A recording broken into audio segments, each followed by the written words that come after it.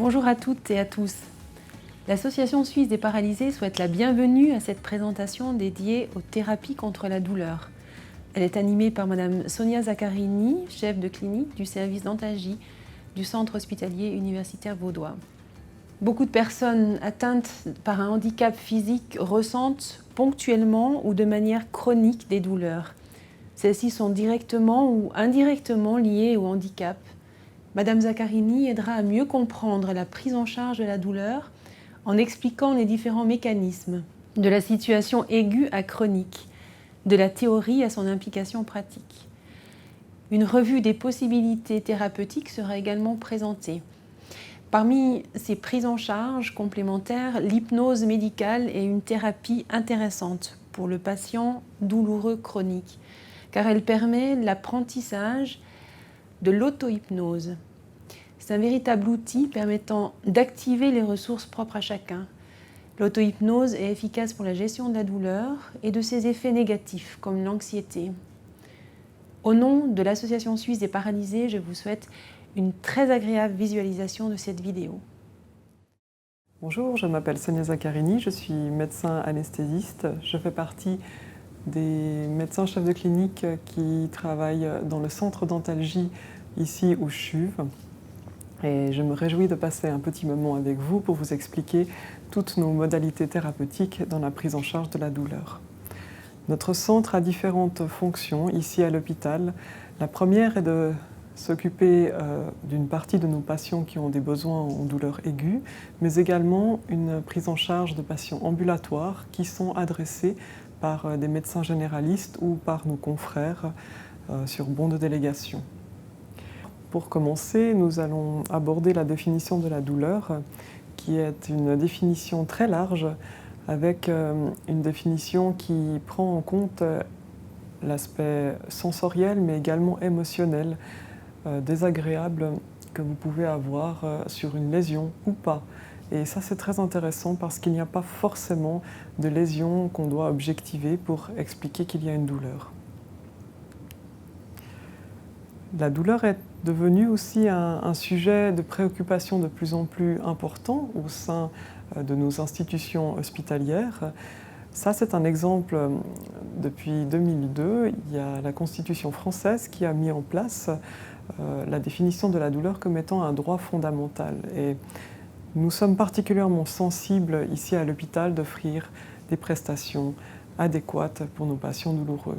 D'autant plus qu'une douleur maltraitée peut apporter une hospitalisation plus longue, peut amener plus d'effets secondaires ou une moins bonne réadaptation dans le monde professionnel ou dans la vie de tous les jours.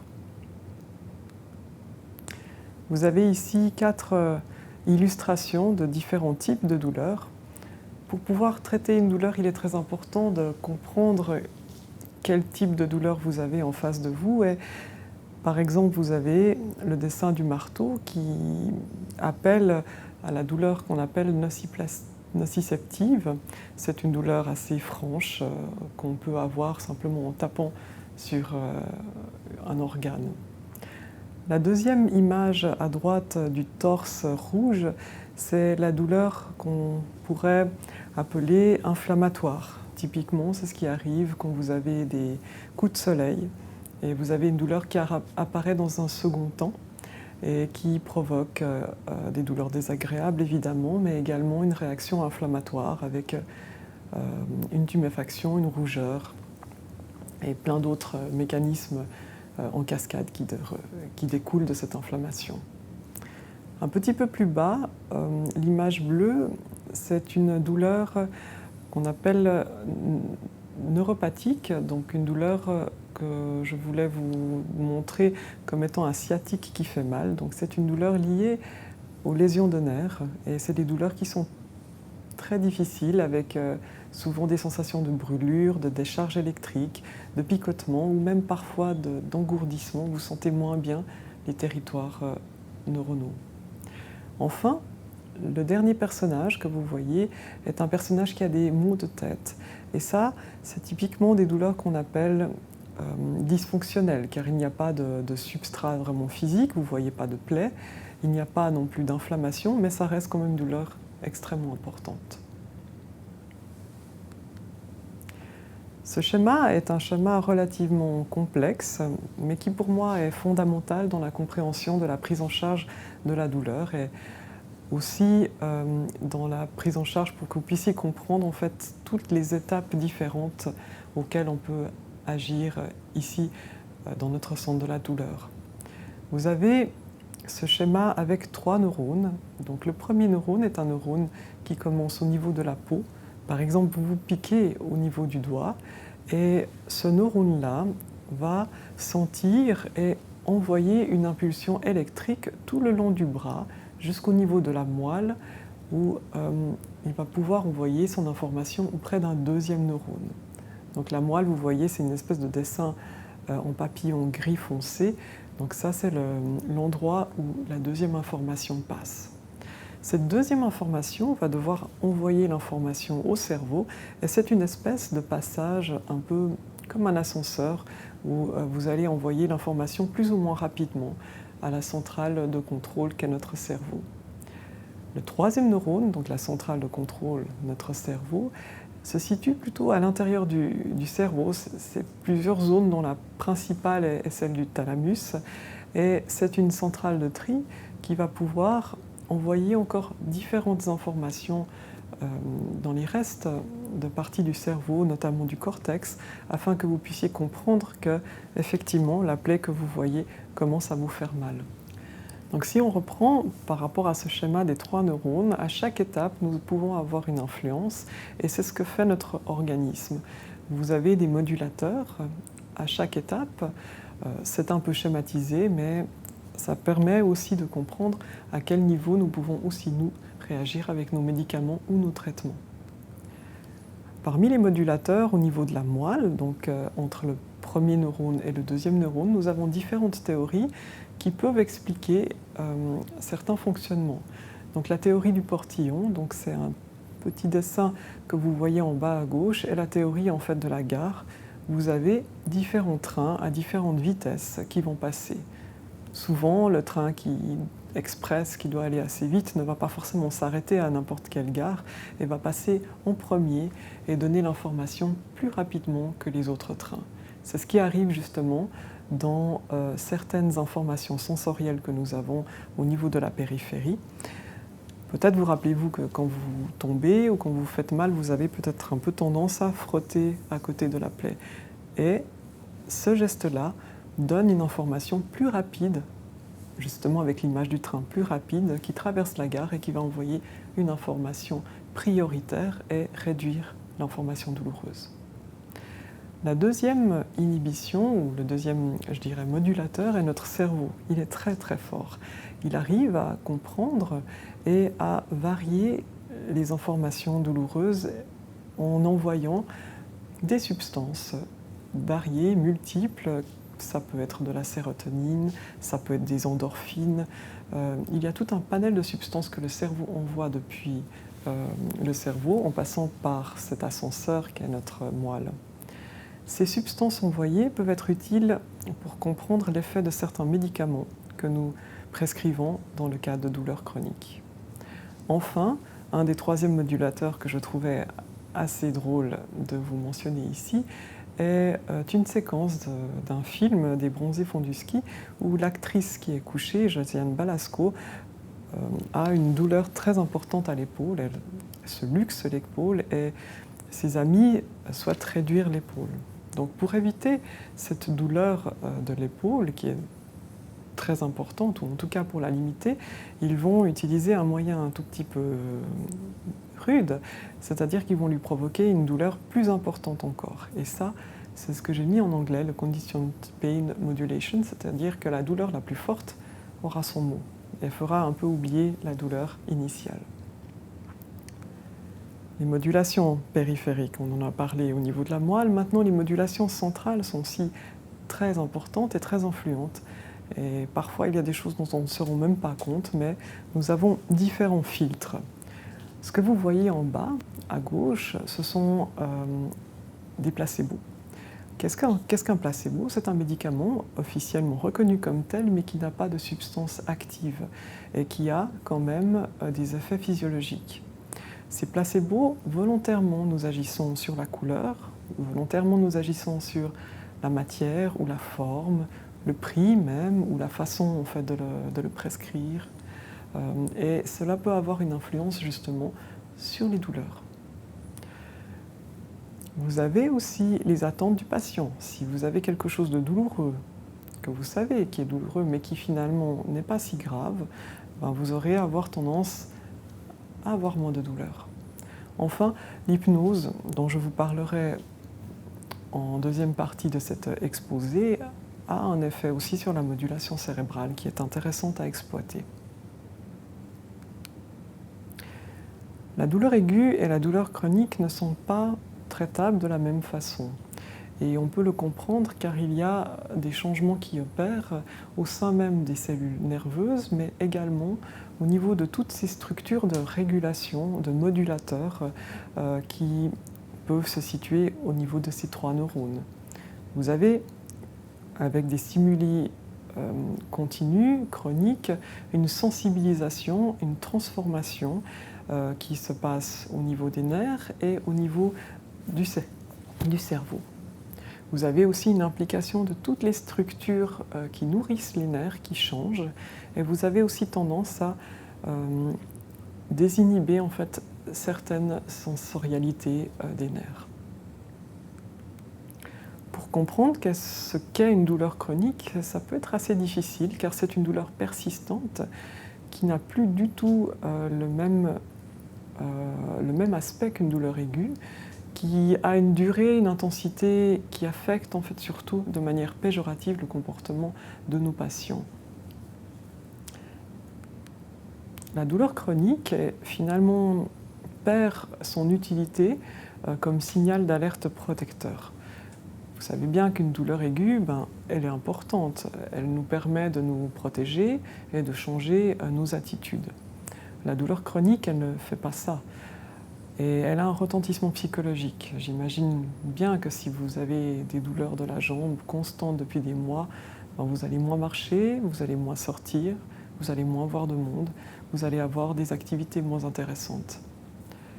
Et en principe, on définit une douleur chronique selon l'OMS à partir de 6 mois de durée.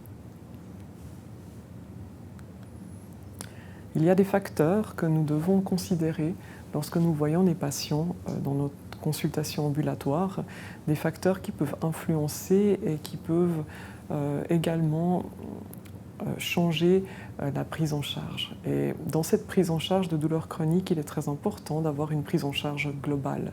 Vous pouvez voir sur ces différents points que les attitudes, les comportements d'évitement, les croyances, je dirais même toute la culture qui entoure ces douleurs chroniques, la difficulté financière, une personne jeune qui a des enfants à nourrir, forcément va être dans une situation de mal-être si elle ne peut plus fonctionner. Souvent, les patients ont des interprétations de leur douleur qui ne sont pas les mêmes que les nôtres. Enfin, les émotions, la famille, disons, tout ça, c'est des points importants à considérer quand vous évaluez un patient en ambulatoire, comme ce que nous avons chez nous. Un schéma pour vous expliquer que votre médecin, quand il va vous prescrire des médicaments, va utiliser une échelle avec différentes étapes de prescription. La première étape, il s'agit de commencer par des médicaments antidouleurs simples, comme des dafalgans, comme des anti-inflammatoires de type Irfen ou Ponstan, et de voir comment les choses évoluent. Si les choses n'évoluent pas, on monte l'escalier et on prend en général quelque chose d'un peu plus fort. Alors ça peut être un opiacé faible. Ici, nous avons du tramadol ou du tramalgout par exemple. Ensuite, si ça ne va toujours pas, on poursuit avec l'étape 3. Donc c'est les morphiniques un peu plus forts encore, qu'on peut avoir en comprimé, en patch, voire même en injection. Et l'étape 4 concerne plutôt notre travail à nous, antalgiste, interventionnel, avec des gestes, des blocs, des actions en fait ciblées sur les zones douloureuses. Les traitements médicamenteux, vous avez une petite liste de traitements médicamenteux que nous utilisons d'habitude, ce sont les paracétamol, les anti-inflammatoires non stéroïdiens, ça c'est les points 2, c'est les Irfen, les Ponstan. Ça, nous utilisons dans l'échelle 1. La minalgine, c'est un anti-inflammatoire un peu particulier que nous pouvons utiliser dans certaines conditions. Le tramal, c'est ce médicament opiacé faible, les morphiniques, dit les opiacés. Et les deux dernières catégories de médicaments sont des antiépileptiques ou des antidépresseurs. Aussi surprenant que cela puisse paraître, oui, mais ces médicaments-là agissent justement sur les modulateurs au niveau des sécrétions propres de notre organisme pour varier en fait les intensités douloureuses. Vous étiez curieux avec le cannabis et vous souhaitiez savoir quelle était la situation actuelle. Nous sommes en 2020, ce traitement est très médiatisé et je tenais à vous redire certains points que nous avons ici, en tout cas du point de vue légal actuel. Dans le cannabis, il y a au moins une huitaine de substances cannabinoïdes, dont une grande substance est la plus étudiée, qui est le THC.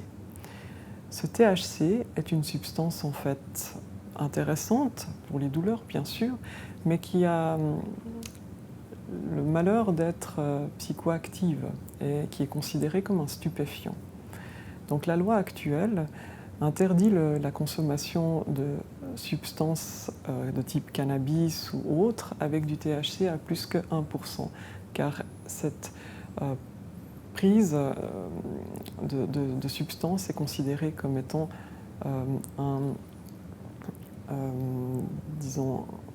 est considérée comme un stupéfiant. Vous avez un site au niveau de l'administration fédérale qui vous explique et qui est assez intéressant pour tous ceux qui s'intéressent par rapport à la législation en cours, où je vous invite à le visualiser et à regarder en fait les réponses à vos nombreuses questions. Pour être simple, la législation actuelle est très claire. Il y a la prescription de Sativex qui peut être prescrite par des médecins sans autorisation exceptionnelle, mais uniquement pour les scléroses en plaques qui ont une spasticité. Toutes les autres prescriptions doivent passer par une demande officielle à l'organe fédéral de la santé publique. Et ce n'est même pas parce que vous faites une demande officielle à l'organe fédéral de la santé publique que votre assurance va le rembourser. En général, les prescriptions sont un peu au cas par cas, mais les choses vont probablement changer. Actuellement, toute autre indication doit faire l'objet d'une demande spéciale à l'OFSP et reste sans garantie de remboursement par les assurances. Donc si on résume actuellement, il y a encore un projet de loi qui vient de sortir en date du 24 juin 2020 qui cherche à légaliser la prescription médicale de cannabis et qui n'empêchera pas de maintenir l'interdiction du cannabis destiné à un usage non médical. Donc tout ça, ce sont encore des choses qui vont être en cours d'évaluation et peut-être que l'année prochaine, les choses vont encore changer. Je vous invite à consulter ce site, car nous, ici dans notre centre d'oncologie, quand nous prescrivons des substances à base de THC, nous utilisons différentes pharmacies que nous connaissons bien, qui sont des pharmacies officielles et reconnues, et qui travaillent de manière très claire. Et vous pourrez même vous en rendre compte si vous visitez ce site, où vous aurez toutes les indications des prix, les indications des modes de traitement et de la manière la plus appropriée d'utiliser ces différentes substances. Il y a des substances à base d'huile, à base d'émulsion, il y a des substances qui s'aspirent en fait en spray. Donc si vous êtes curieux, je vous invite à visiter ce site de cette pharmacie. Maintenant, on va reprendre notre travail en oncologie interventionnelle et reprendre ce schéma des 3 neurones à gauche où au niveau du premier neurone, vous avez l'information douloureuse qui passe, et cela correspond un peu pour nous à tous nos nombreux nerfs que nous avons au niveau du corps et que nous pouvons bloquer. Nous avons la possibilité avec un appareil à ultrasons, donc c'est ces appareils que nous utilisons aussi pour les femmes enceintes pour voir l'évolution de bébé. Nous avons la possibilité avec ces appareils de visualiser les structures, un petit peu en noir et blanc, et certains vaisseaux également avec le Doppler en couleur, mais surtout de visualiser les structures nerveuses et de pouvoir cibler nos thérapies en ajoutant de l'anesthésie locale sur les nerfs qui sont douloureux.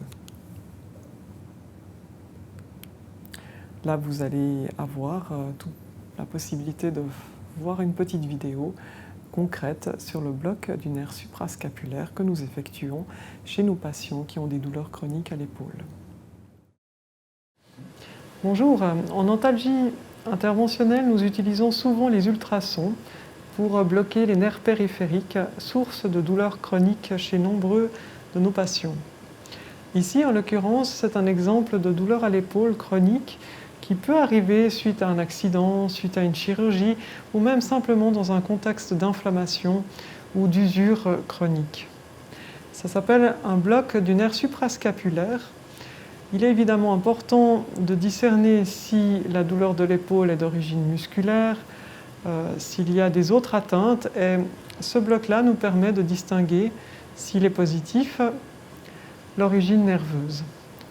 Donc ce bloc se situe au niveau de l'omoplate. Vous allez choisir l'épine de l'omoplate et la suivre en voyant les différentes couches musculaires et cette grande ligne blanche en dessous qui est l'os. Les couches musculaires, il y en a deux. Il y a le muscle transverse, le muscle supraépineux, et en dessous, là, une zone grise claire qui est en fait un espace sous le ligament transverse où nous allons trouver des structures vasculaires et nerveuses, dont le nerf suprascapulaire qui nous intéresse. Et puis entre le suprascapulaire et l'os, il y a une zone triangulaire, ici en bas, qui est bordée par l'os et par le ligament transverse supérieur de la scapula. Et dans cet espace, quand vous mettez du produit d'anesthésie locale, vous allez atteindre le nerf suprascapulaire que vous souhaitez endormir. Donc, content de trouver ces structures, nous allons pouvoir infiltrer et passer l'aiguille environ 3 cm de profondeur, en faisant de l'anesthésie locale à la peau avant, évidemment.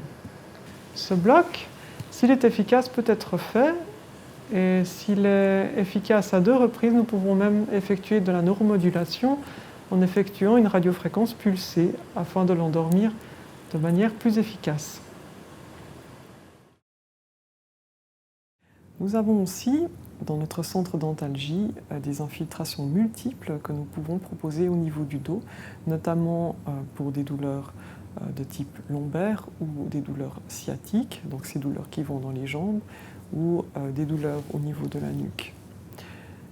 Il y a différents endroits où nous pouvons infiltrer, et là, ce que vous avez comme dessin, vous avez une coupe horizontale au niveau lombaire, où vous voyez la peau, les muscles, l'apophyse épineuse de la vertèbre et le noyau du disque en fait, intervertébral.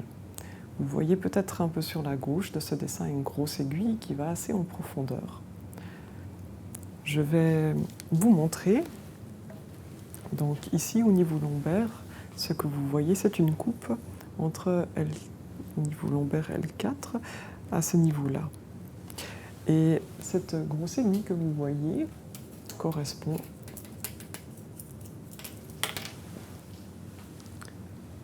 à une aiguille qui va dans cet endroit-là.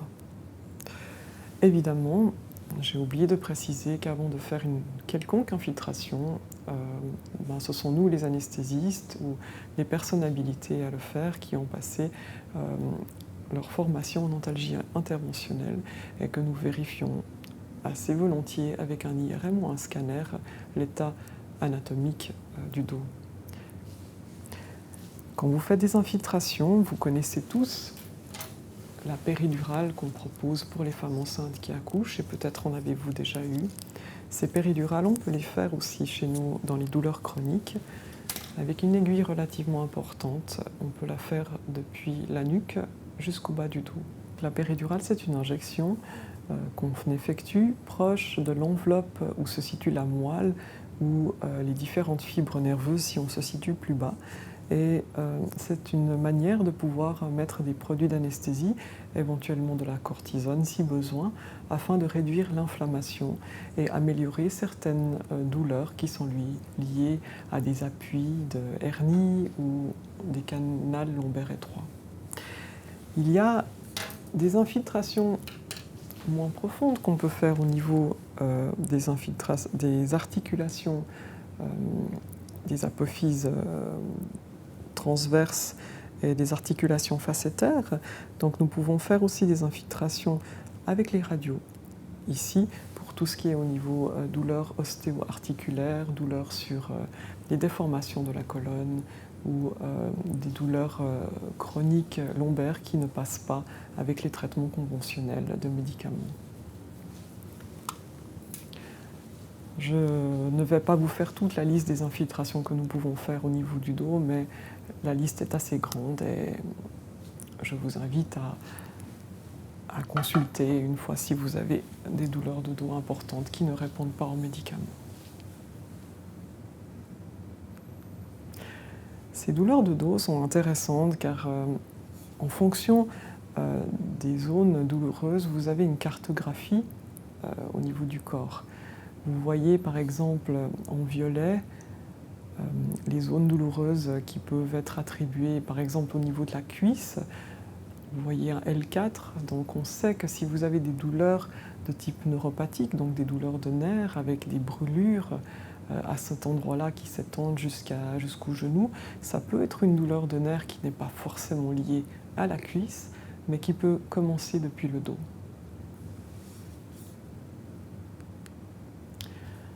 Vous allez avoir droit à une petite vidéo sur un de nos blocs de branches que nous effectuons volontiers dans nos consultations ambulatoires pour nos patients. Bonjour, dans notre centre d'antalgie, nous avons des patients qui ont des douleurs lombaires importantes, qu'on appelle des lombalgies, qui deviennent chroniques et qui peuvent être très dérangeantes dans la vie de tous les jours. Je vais vous montrer un des gestes que nous faisons assez volontiers, qu'on appelle des blocs de branches médians. Ici, en l'occurrence, je vais vous montrer cela au niveau lombaire, mais nous pouvons tout à fait le faire au niveau de la colonne en entier.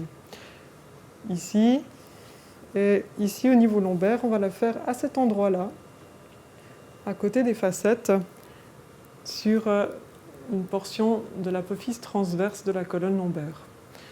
Ce geste-là est très utile pour des douleurs qui peuvent être liées à des tassements vertébraux, qui peuvent être liés à des scolioses ou à des déformations anatomiques de la colonne. Quand c'est utile, on peut refaire ça une deuxième fois ou on peut même faire une radiofréquence qui permet d'endormir momentanément ce nerf et soulager de manière plus durable les lombalgies. Je vais vous montrer la technique de manière simplifiée. Donc, nos patients sont couchés sur le ventre et nous utilisons les radiographies pour pouvoir observer et introduire le produit au bon endroit. C'est un geste qui est relativement rapide, qui reste toutefois assez sensible, mais qui aide la plupart du temps, soulage aussi vraiment bien nos patients. Permettez, madame, je vais vous désinfecter et rafraîchir un peu le bas du dos. Chez cette patiente, nous allons faire une infiltration à 6 niveaux, 3 niveaux de chaque côté, avec des petites aiguilles fines, comme ceci. Et cette infiltration peut avoir un effet bénéfique sur plusieurs semaines. Lorsque nous faisons nos blocs de branches médiales lombaires, nous utilisons les radiographies pour nous aider à nous orienter et à trouver la bonne place où déposer l'anesthésie locale. Sur ce squelette, de nouveau, nous injectons du produit à ce niveau-là, à ce niveau-là, à ce niveau-là, ce qui correspond à l'image sur l'ordinateur, à cet endroit ici, à cet endroit ici et à cet endroit-ci. Ainsi, nous pouvons vérifier avec les images de radiographie que nous sommes à la bonne position. Ensuite, nous avons toute une partie de notre activité qui traite de la neuromodulation. La neuromodulation, ça veut dire que nous allons utiliser des moyens un petit peu plus agressifs afin de stimuler la moelle ou d'endormir la moelle afin d'améliorer certaines douleurs chroniques. Il y a deux façons. Il y a la neurostimulation électrique ou l'administration de produits à l'intérieur du liquide où baigne la moelle, qu'on appelle le liquide céphalorachidien.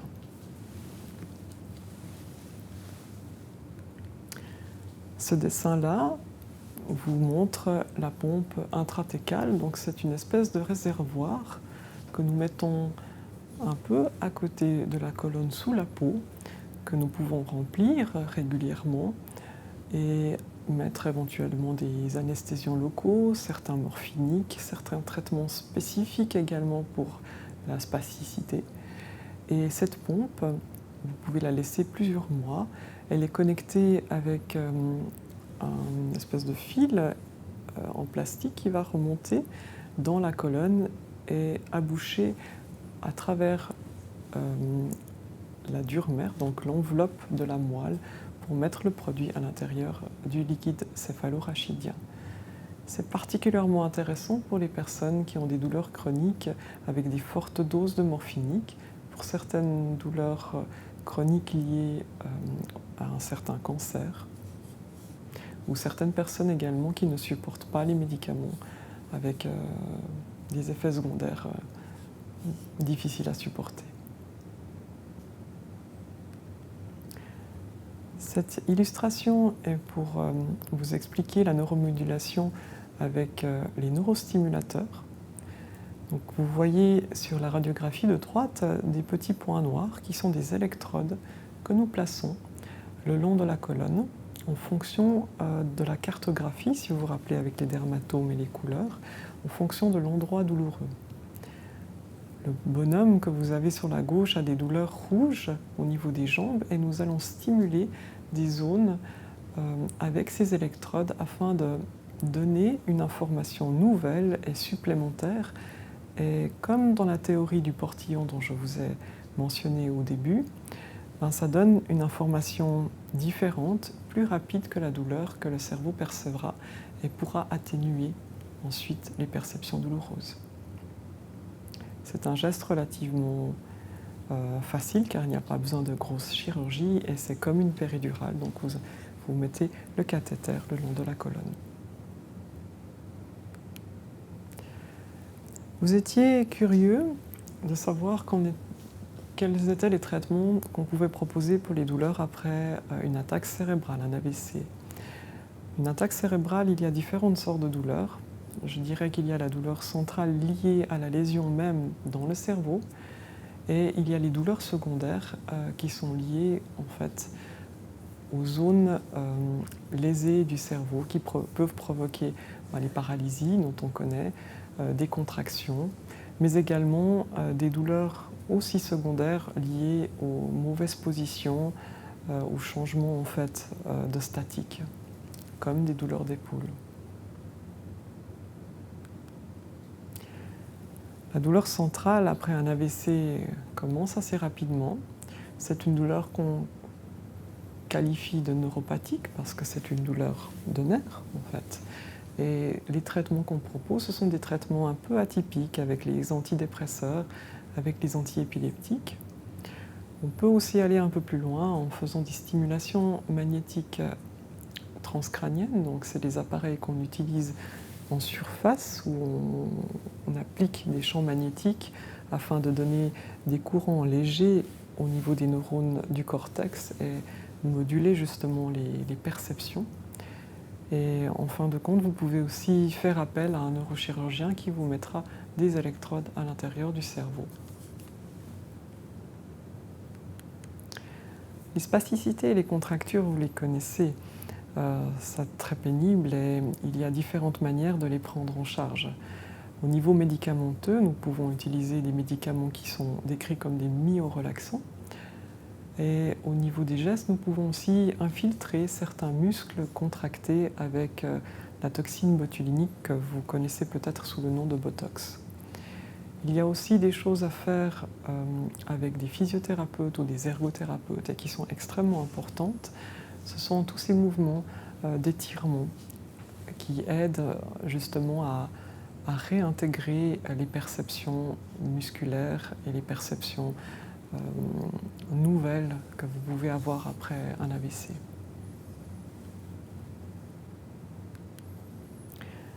Nous avons les douleurs d'épaule après un AVC qui peuvent être des inflammations, des capsulites avec des articulations qui s'enraidissent, des épaules qui se subluxent sans que vous vous rendiez compte vu que vous aviez une perte de sensibilité. Et cela, la première chose, c'est évidemment la prévention avec des positions adaptées. La prévention avec des positions adaptées, pas forcément qu'au mouvement, mais dans la vie de tous les jours, au repos, comme par exemple cette chaise qui a un support qui permet d'éviter que l'épaule ne tombe trop. Un autre support que vous pouvez utiliser est ces gilets, en fait relativement simples, qui permettent d'éviter justement la chute de l'épaule.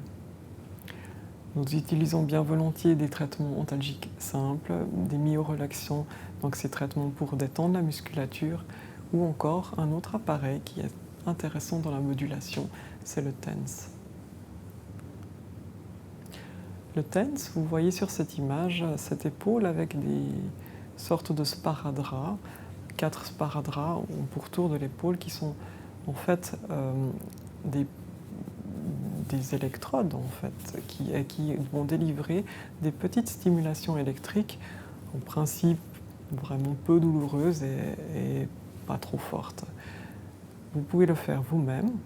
Peut-être l'avez-vous fait déjà auprès de votre physiothérapeute, mais ce TENS est très utile car il permet de stimuler justement les modulateurs, de stimuler même le relargage des endorphines naturelles que nous avons au niveau de la moelle.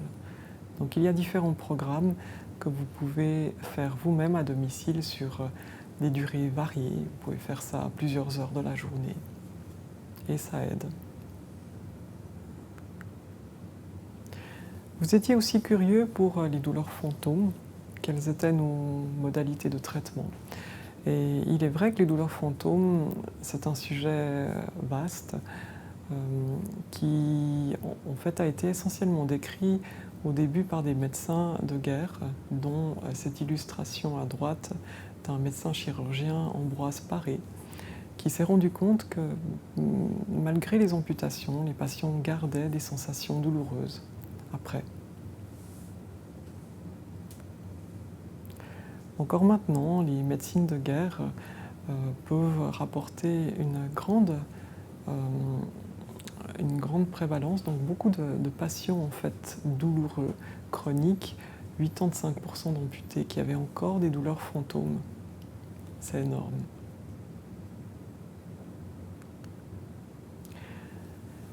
De nouveau, ça ressemble un peu au schéma des 3 neurones. Je le trouve assez intéressant car il permet de concevoir l'idée que malgré le fait que vous ayez plus de bras, c'est l'image avec l'avant-bras bleu, donc malgré le fait que vous ayez une amputation au niveau du coude, votre circuit neuronal, donc le premier nerf, le deuxième nerf, le troisième nerf, reste toujours là. Alors, le premier nerf, il est un peu coupé, donc il peut être mal coupé, il peut s'enflammer en fait au niveau du moignon, il peut avoir une pousse un peu mauvaise, donc il peut avoir les bouts en fait qui entretiennent en fait une douleur chronique parce car il repousse en fait de manière un peu aléatoire. Et c'est très intéressant de voir qu'on peut moduler ces douleurs sur les 3 niveaux des nerfs, un peu comme ce que je vous ai déjà présenté jusqu'à présent.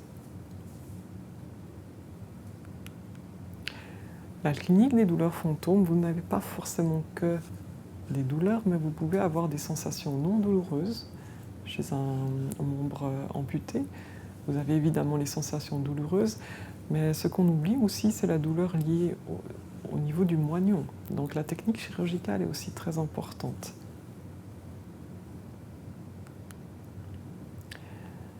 On sait maintenant que les douleurs fantômes ont une action périphérique au niveau de la moelle, mais également au niveau du cerveau.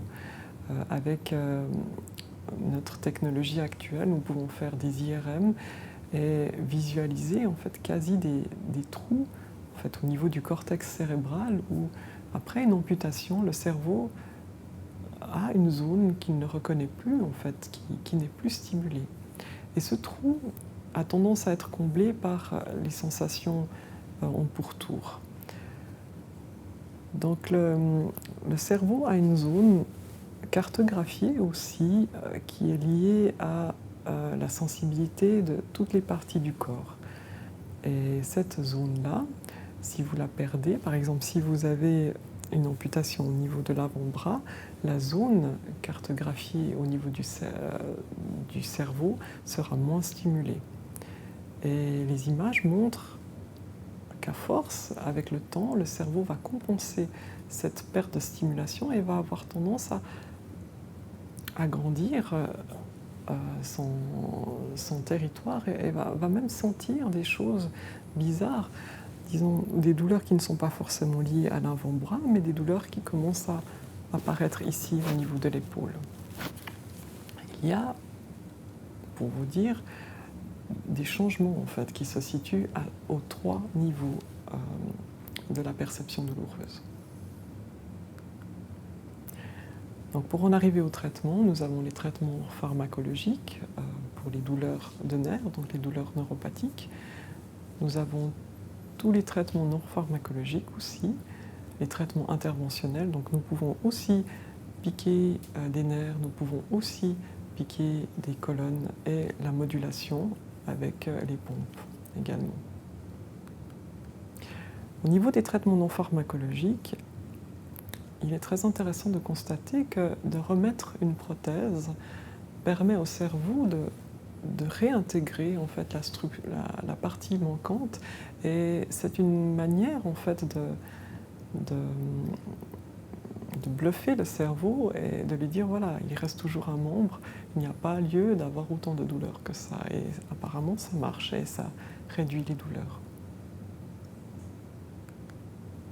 Il y a aussi d'autres traitements avec, peut-être connaissez-vous la thérapie du miroir, où vous avez la main qui reste, que vous regardez dans un miroir avec, imaginons que vous êtes amputé de ce côté-là, vous regardez cette main valide et vous regardez le miroir qui vous fait comprendre au niveau du cerveau, à tort, que votre main gauche est le reflet de la main droite, mais que votre main gauche peut bouger comme la main droite.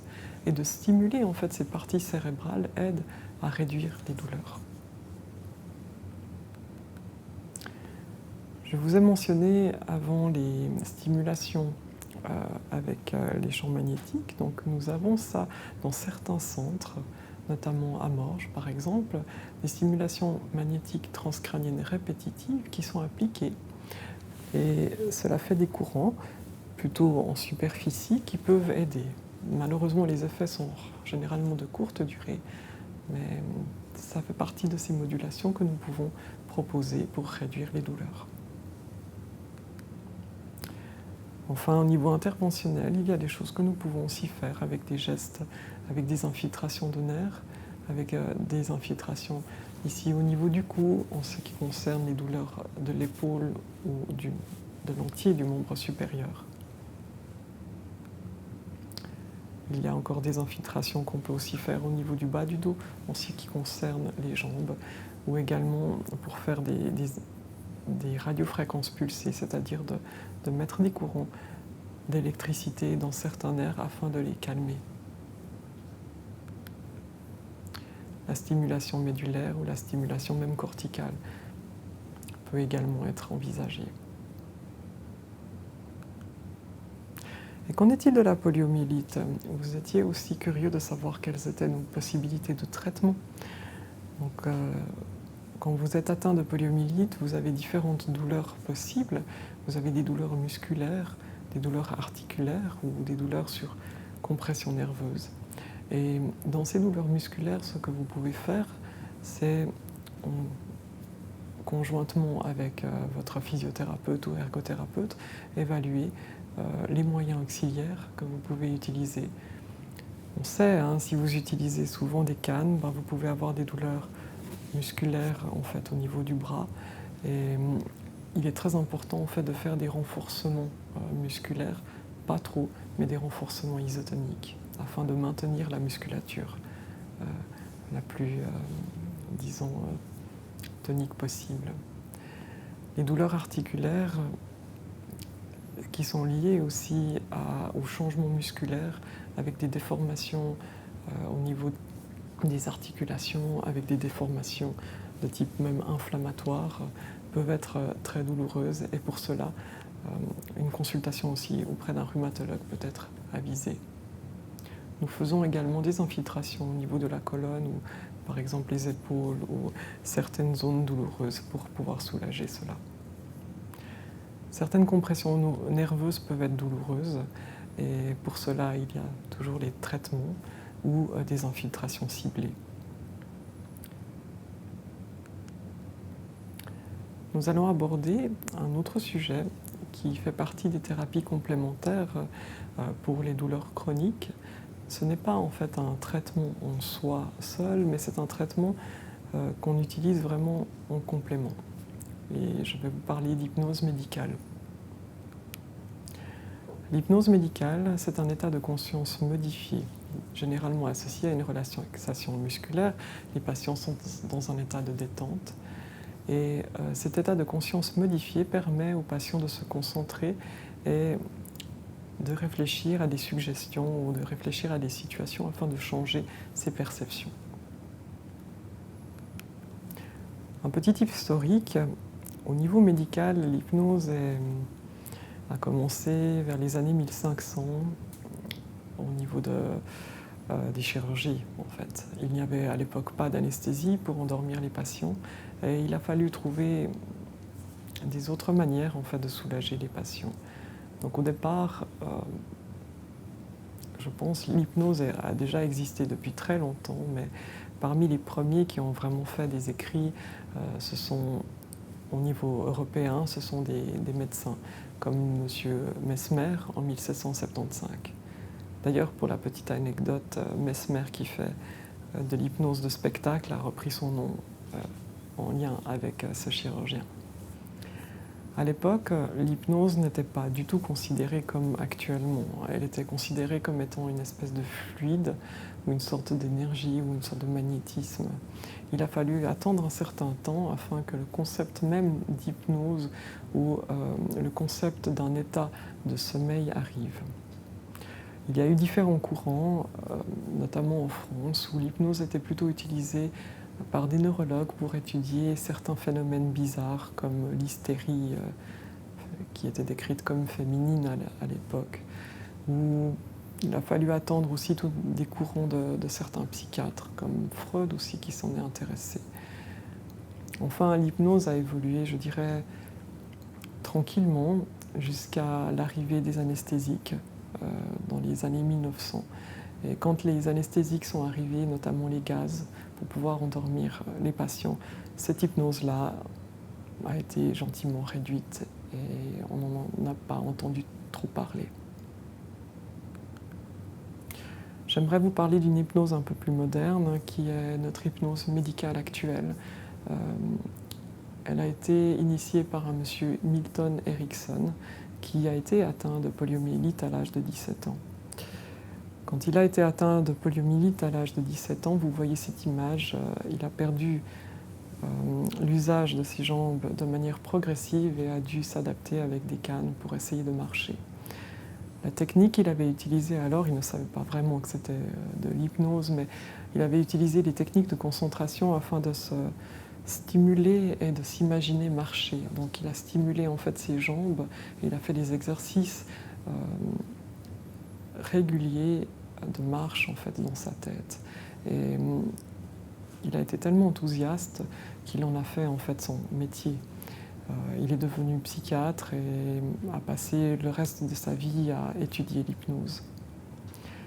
Ce qui est intéressant avec ce médecin, c'est qu'il a apporté le concept d'outil de qu'est l'hypnose. Donc ce n'est pas quelque chose où vous allez influencer un patient, mais vous allez laisser le patient choisir pour lui-même et l'aider à trouver des ressources. C'est une conception assez, je dirais, ouverte et empathique. Qu'en est-il de l'État suisse? Donc l'hypnose médicale en Suisse a commencé dans les années 80 officiellement avec cette société médicale suisse d'hypnose. Elle n'est pas protégée légalement et d'ailleurs la tarification TARMED ne comporte pas de points hypnose à ce jour. Pour faire de l'hypnose, vous pouvez ouvrir un cabinet assez facilement avec des cours d'hypnose qui ne sont pas forcément, disons, très officiels. Donc il y a vraiment, disons, un marché très vaste de différents types d'hypnose que vous pouvez trouver en Suisse ou en Europe. Ici en Suisse, nous, les médecins, nous devons suivre une formation longue d'au moins 4 ans avec une formation continue qui est reconnue par la FMH, donc c'est notre société de médecine hospitalière. Et je vous invite à visiter le site roman officiel de l'hypnose médicale si vous avez des questions ou même pour choisir un praticien plus proche de vous. À savoir que comme il n'y a pas de législation, comme il n'y a pas de tarification TARMED à ce jour, l'hypnose peut être prise en charge par certaines assurances maladie comme étant des prestations de l'ordre du suivi ou des prestations médicales, simples ou psychologiques, disons. Il y a certaines variabilités que vous pouvez trouver, donc je vous invite vraiment à vous renseigner avant d'aller auprès d'un praticien. Les indications de l'hypnose médicale sont multiples. Vous avez une petite liste ici avec des céphalées, des douleurs abdominales, des douleurs inflammatoires également, la fibromyalgie, des douleurs cancéreuses.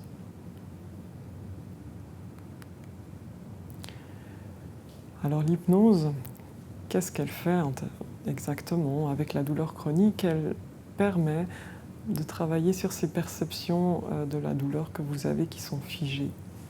Et le fait de travailler sur ces perceptions douloureuses stimule en fait d'une part votre implication. Donc vous pouvez faire vous-même quelque chose sur votre corps sans avoir besoin de prendre des médicaments. Ça c'est quelque chose d'assez intéressant. Et permet aussi de stimuler ces parties neuronales avec des modulateurs qui peuvent être mis en place. La répétition de l'hypnose et les perceptions différentes agissent sur un éventuel circuit de conditionnement. On suppose, imaginons le fait de penser à des pieds qui marchent alors que vous êtes paralysé, on suppose que ce tact permet de stimuler en fait toutes des parties dans le cortex qui sont un peu endormis et c'est très intéressant de remettre en fait en activité certaines zones endormies. C'est toujours un outil en complément d'un reconditionnement et d'un traitement antalgique. Comment se déroule une séance d'hypnose? Vous avez la prise de contact avec le patient, vous avez une discussion qui doit être assez ouverte sur les objectifs, sur les volontés, sur les a priori aussi. Et l'hypnose elle-même a une certaine codification, c'est-à-dire que pour rentrer dans cet état de conscience un peu différente, vous avez une induction. Ensuite, vous êtes dans cet état de conscience modifié, vous avez cette phase où vous pouvez travailler certaines perceptions. Et après, il est très intéressant de ressortir de cet état de conscience modifiée. L'hypnose se démarque par exemple de la méditation car on utilise des techniques de méditation au niveau de la respiration, au niveau de la détente musculaire, mais on fait un travail supplémentaire où on demande aux patients vraiment de visualiser, d'imaginer des perceptions douloureuses ou des perceptions confortables, justement pour diminuer les perceptions douloureuses. Je vais vous présenter une vidéo relativement courte pour vous montrer comment se situe une séance d'hypnose avec une induction et une sortie. Dans le cadre des douleurs chroniques, l'hypnose peut être un outil intéressant pour activer les ressources de nos patients. Nous allons avoir un petit exemple maintenant de comment introduire l'hypnose et comment faire une induction et une sortie de transe. Pour rappel, l'hypnose est un état de conscience modifié qui ne fait pas dormir nos patients et qui laisse la possibilité aux patients d'être actifs et réagir pendant toute cette séance d'hypnose. Bonjour madame, est-ce que vous êtes d'accord de faire une courte séance d'hypnose? Tout à fait. Très bien. J'aimerais juste qu'on fasse une sorte de petit message. S'il y a quoi que ce soit qui ne va pas, vous pouvez me faire un signal pendant cet exercice, avec le doigt de la main ou n'importe. Est-ce que vous êtes confortablement installé? Très bien. Très bien, parfait. C'est la première fois que vous faites de l'hypnose? Oui. Bon, ben, courage, hein. Non, je plaisante. Alors, on va commencer donc une induction qui va se faire en 5 étapes. La première, je vais vous demander de fixer un objet, un point, en cherchant autour de vous, de l'extérieur à l'intérieur, proche de vous, un point ou un objet qui pourrait vous intéresser. Très bien. Je vous suggère de porter toute votre attention sur cet endroit, de concentrer votre regard dessus et d'observer justement ce point, un peu comme si c'était la première fois que vous l'observiez, de manière curieuse et concentrée. Très bien. Peut-être au bout d'un moment, l'observation va faire que vous allez sentir l'image qui va peut-être bouger un petit peu, peut-être même devenir un peu floue, ce qui est tout à fait normal. Ou peut-être même pas. Mais ce qui est intéressant, c'est de mettre toute votre attention sur ce point et de rester observatrice de ceci. Point 2, je vais vous demander d'être attentive au bruit autour de nous, de l'extérieur à l'intérieur, donc les bruits qui sont loin de vous et qui s'approchent de vous.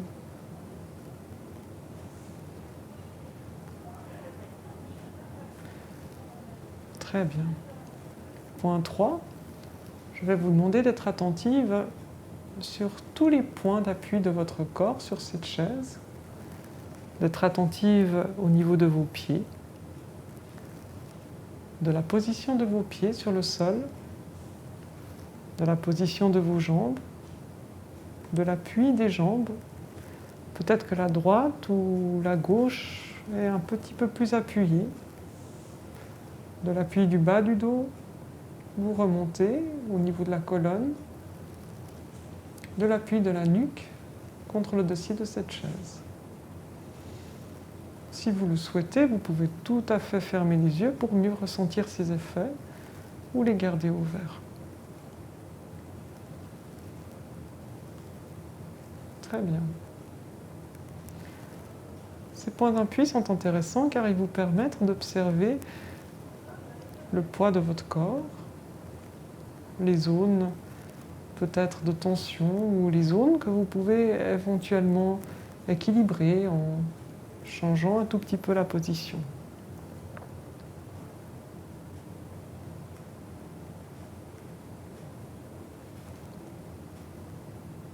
Très bien. Point 4. Est-ce que ça va toujours pour vous? Point 4, je vous suggère d'observer votre respiration en commençant par l'air que vous avez sous ce masque proche de la narine ou des narines. Peut-être vous sentez une différence de température à chaque fois que vous inspirez. Peut-être ces petites molécules d'air que vous avez au niveau du nez, vous les sentez rentrer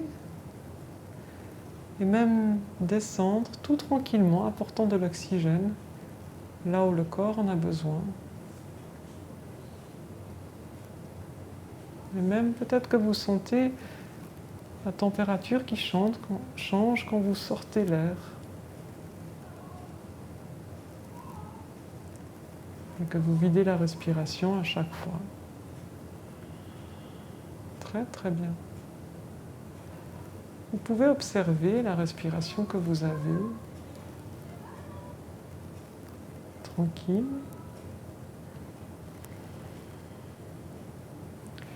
Et qui vous aide à relâcher les tensions à chaque fois que vous videz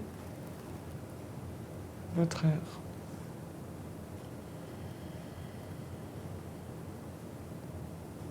Très bien. Nous allons poursuivre par le point 5 où je vous invite à vous imaginer dans un endroit agréable. Un endroit de votre choix.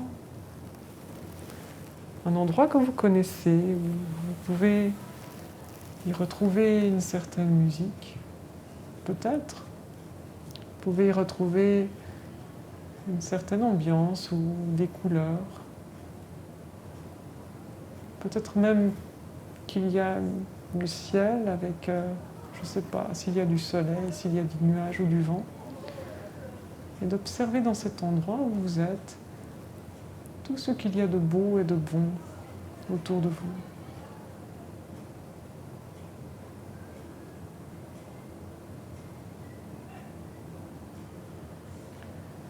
C'est un endroit agréable peut-être, et un endroit qui vous appartient, qui vous aide à vous ressourcer,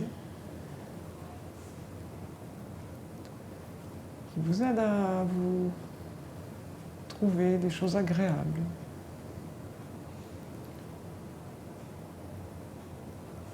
C'est ce qu'on appelle le safe place. Le safe place, un endroit de sécurité propre à vous, que vous pouvez retrouver à chaque fois que vous le désirez. Très bien. Quand vous aurez fait le plein de toutes ces agréables sensations, vous me faites signe et nous reviendrons point par point dans cette salle, ici et maintenant.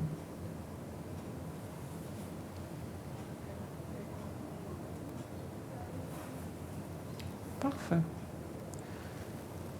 Si vous êtes d'accord, je vous propose de prendre une grande respiration. Au point 4.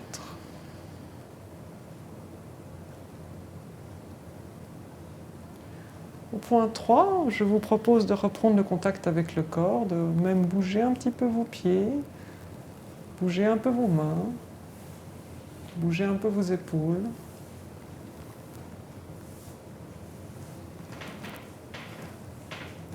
Très bien.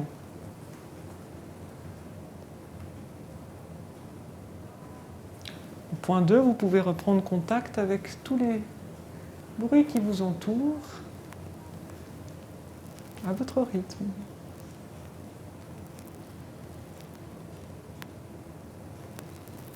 Et le point 1, vous pouvez regarder autour de vous et revenir tranquillement dans cette salle.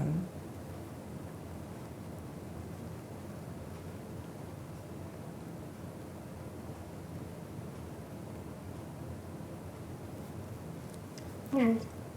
Bonjour. Comment ça va? Très bien. On voyage. Ok. Donc c'est étonnant la rapidité avec laquelle on arrive quand même à sortir du lieu dans lequel on se trouve et de ces tensions. Est-ce que c'était facile pour vous? Très facile. Ok. Lié à la voix, qui est un bon rythme, une bonne tonalité qui permet à la fois de bien suivre ce que vous demandez et en même temps de se relâcher. Ok. C'était parfait. Ok, très bien. Ceci est un exemple d'induction et de sortie de transe assez rapide qui permet de vous entraîner aussi à faire cela chez vous. Ça s'appelle de l'auto-hypnose. Et des petits moments agréables afin de vous reprendre un peu et puis vous donner un petit peu d'énergie pour la suite de la journée. Merci. Merci. L'auto-hypnose fait partie des techniques d'hypnose que nous proposons à nos patients ambulatoires. Pour faire de l'auto-hypnose, il est intéressant de faire quelques séances standards d'hypnose qui durent entre une demi-heure et 1 heure chez votre thérapeute et d'apprendre ensuite à faire des petites séquences d'hypnose courtes de 5 à 10 minutes par exemple, seul à la maison. Vous pouvez vous aider d'un enregistrement, vous avez des petites techniques que vous pouvez apprendre. Et de nouveau, c'est très intéressant parce que ça vous permet d'agir vous-même sur votre douleur au moment où vous en avez besoin. Il y a des techniques en hypnose, je vous fais juste un petit exemple assez bref, mais quand vous faites de l'hypnose, vous apprenez à avoir un endroit qu'on appelle la safe place, donc c'est un endroit de confort. Ça permet en fait de travailler sur le stress et le catastrophisme, donc ça permet d'être plus calme. Et vous savez bien que quand on est plus calme, on est un petit peu moins sensible aux douleurs aussi. Il y a des techniques sur la respiration, il y a des techniques aussi sur la visualisation ou l'usage de dessins. Les autres techniques, le curseur imaginaire, c'est des techniques où vous avez une douleur et puis vous pouvez imaginer une espèce de curseur ou une espèce de bouton que vous pouvez tourner pour faire monter ou descendre la douleur en séance d'hypnose. Et finalement, toutes ces techniques sont intéressantes car vous allez travailler sur d'autres sensations, comme le gland antalgique que je vais vous présenter. Juste pour vous montrer à quel point il n'y a pas besoin de faire quelque chose de très compliqué pour apprendre à changer les perceptions de la main. Dans le cadre de douleurs aiguës ou de douleurs chroniques, l'hypnose peut être intéressante à utiliser. Elle a la possibilité d'offrir certaines techniques, certains outils, comme par exemple celui que je souhaite vous montrer aujourd'hui, qui est la technique du gland antalgique. Alors madame, ce que je vais faire avec vous aujourd'hui, si vous êtes d'accord, j'aimerais vous demander une de vos mains, je ne sais pas laquelle, celle-là, d'accord, et j'aimerais vous poser un gant, et jusqu'à peu près le coude, et ce gant, j'aimerais que vous expérimentiez, puis puissiez nous dire s'il se passe quelque chose de différent au niveau des perceptions. Quand je l'aurai posé, je vais essayer de vous pincer à peu près ici, là, un petit peu fort, mais pas trop, puis vous me direz si les perceptions sont différentes entre ici et ici. Est-ce que déjà là, ça vous fait mal ou bien? D'accord, très bien. Alors, ce que je vous propose, c'est de mettre vos 2 mains sur les cuisses, de vous concentrer sur les perceptions que vous avez de ces mains, au niveau, par exemple, des poids. Je ne sais pas s'il y a une des 2 mains qui pourrait être un petit peu plus lourde que l'autre. Très bien. Donc ça, c'est toujours assez intéressant d'observer qu'il peut y avoir un des 2 qui soit un tout petit peu plus lourd et peut-être même que vous sentez une différence de chaleur entre une des 2 mains. D'accord. Est-ce que laquelle des 2 mains ressentez-vous un petit peu plus de chaleur? À droite, d'accord. Est-ce que vous sentez peut-être différemment la chaleur ou la douceur du tissu sous la main? Je ne sais pas s'il y a une des 2 mains qui ressent un petit peu mieux ou moins la texture du tissu. Non. Très bien. Ok. Il y a parfois aussi les mains qui peuvent sentir sur le dos de la main un petit peu plus de fraîcheur ou qui peuvent ressentir assez facilement le courant d'air qui passe. C'est toujours intéressant d'observer laquelle des 2 mains ressent un peu plus. Très bien, parfait. De nouveau, je vous demande de vous concentrer encore bien sur ces deux mains et quand vous êtes prête, vous pouvez me prêter votre main, celle que vous avez choisie. Parfait. Je vais commencer à vous enfiler un gant. Je ne sais pas si vous avez une préférence pour un type de gant particulier.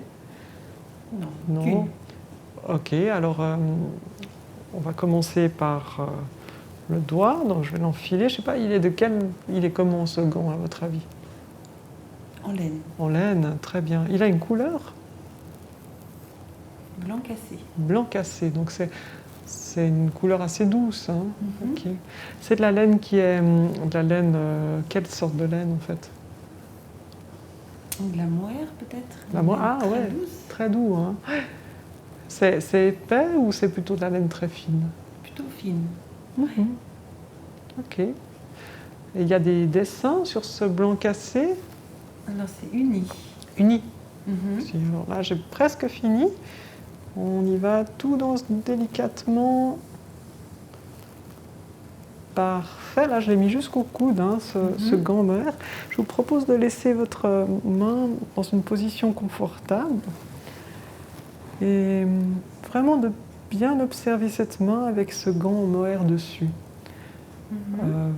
Bien sentir tout ce que le mohair peut vous apporter. Au niveau des perceptions, au niveau de la douceur, au niveau même du toucher, entre les doigts, à l'intérieur de la paume, jusqu'au niveau du coude. D'observer, je ne sais pas, les mailles, si c'est des grosses mailles, des petites mailles. Ok, très bien. Et là, je vais vous laisser un petit moment pour bien vous concentrer. Et puis quand vous avez l'impression que le gant est bien ancré, vous me faites signe.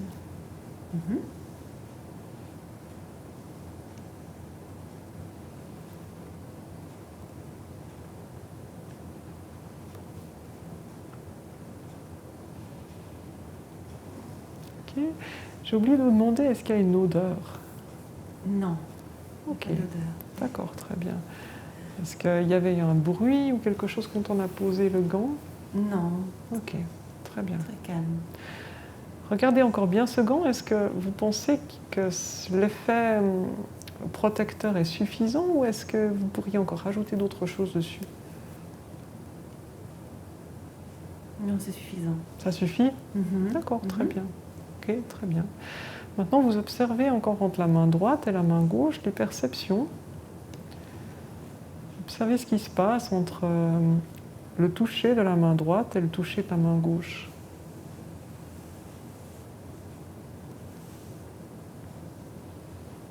Observez aussi ce qui se passe entre la température de la main droite et la température de la main gauche. Observez également ce qui se passe au niveau des sensations avec cette ventilation, avec cet air qui passe au-dessus du dos de la main. Je ne sais pas s'il y a une différence peut-être entre l'une et l'autre.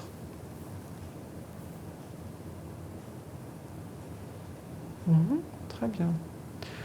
Peut-être vous pouvez simplement encore observer bien ce gant, la couleur. Je vais vous toucher ici, puis là.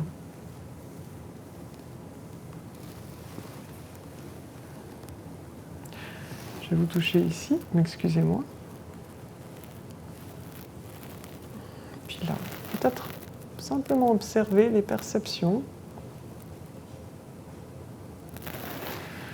Je vous propose aussi simplement de mettre l'une et l'autre main ensemble pour bien observer ce qui se passe.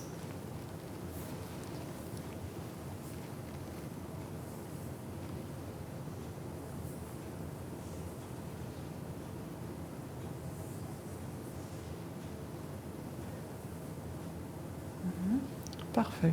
Est-ce qu'il y a quelque chose qui est différent, vous pensez? Est-ce que vous voulez bien nous le dire? La main gauche a comme une enveloppe. Elle est comme protégée. La main droite, je la sens plus exposée. Du coup, elle est plus rugueuse. plus exposé en fait, tout simplement. Souvent, dans ces cas de figure, c'est une hypnose courte, mais c'est un excellent exemple pour montrer les changements de perception qu'elle peut apporter. Et dans le cadre de changements de perception, la douleur peut aussi changer de manière discrète ou de manière plus approfondie. Ce que je vous propose, c'est d'apporter le confort de la main gauche et la douceur, tout ce que ce mohair peut apporter, et vous pouvez simplement le transposer à la main droite et réunir ces deux mains afin que l'effet bénéfique de l'une aille vers l'autre. C'est une technique aussi avec cette technique de gant antalgique. C'est que le gant a un effet anesthésiant et peut également être appliqué dans des zones douloureuses, par exemple à l'épaule ou au niveau du genou. Et plus vous allez entraîner cela, et ça peut être un outil intéressant et plus efficace aussi. Parfait, merci beaucoup pour cet exemple. Merci à vous. Voilà, j'espère que cet exposé vous a été intéressant et je vous remercie grandement pour votre attention et toute l'équipe qui m'a soutenu dans cette démarche. Belle journée à vous. Cette vidéo vous a intéressé? Vous pouvez volontiers adresser vos commentaires à l'Association suisse des paralysés à l'adresse qui s'affiche info@aspr.ch ou par téléphone au 026 322 94 33. Si vous avez visualisé cette vidéo sur YouTube ou sur notre site Facebook Forum Polio Schweiz, vous pouvez bien sûr aussi la liker ou transférer la vidéo à des personnes concernées. Pour toute demande de consultation au service d'antalgie, prière de contacter directement le secrétariat au 021 314 20 40. L'Association suisse des paralysés ou l'ASPR, c'est une association œuvrant pour toute personne souffrant d'un handicap physique. Devenir membre, c'est avoir accès à l'information sur des thèmes d'actualité, de politique sociale, de la mobilité, sur les médecines alternatives et plus encore, tout ceci dans notre magazine Faire Face. C'est aussi bénéficier d'une large palette de cours et de journées thématiques, présentielles ou filmées sur des sujets tels que la thérapie contre la douleur. Rejoignez-nous ou faites un don aux coordonnées qui s'affichent ici. Merci.